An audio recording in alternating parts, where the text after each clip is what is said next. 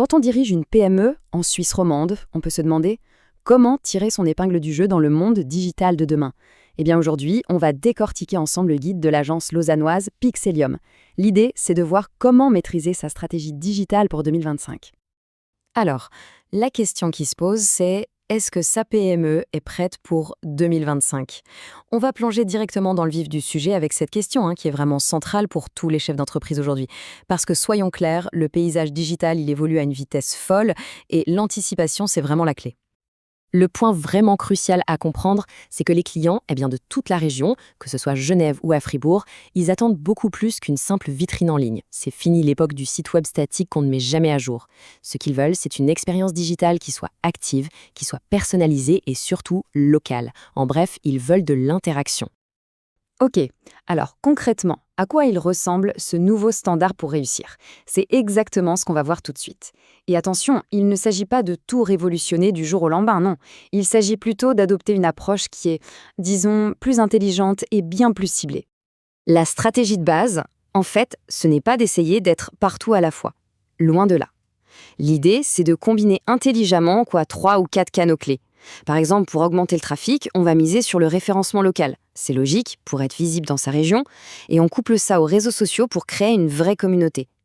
Maintenant, pour générer des contacts qualifiés, l'email marketing, ça reste un grand classique, mais si on le booste avec des pubs géociblées, alors là, ça devient redoutablement efficace. Toute la logique, elle est là. C'est la synergie entre les canaux.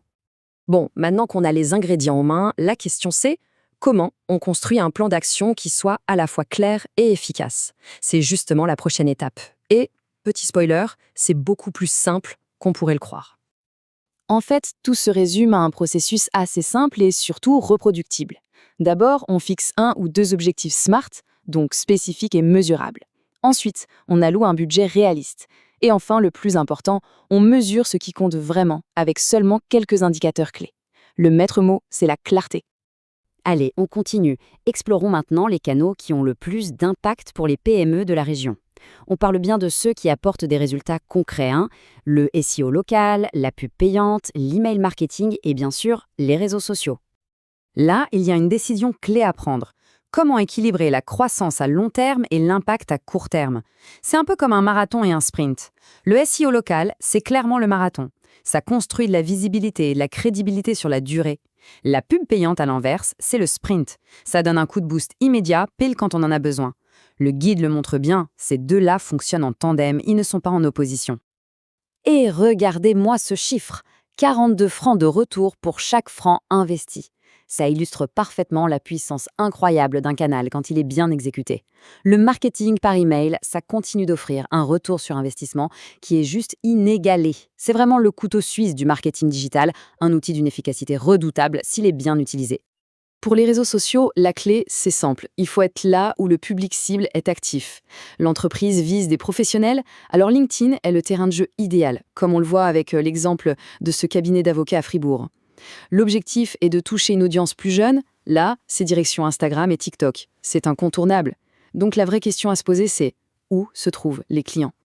Passons à une tendance majeure qui façonne déjà 2025, l'intelligence artificielle. Et là, il faut vraiment oublier l'image d'une technologie super complexe et inaccessible.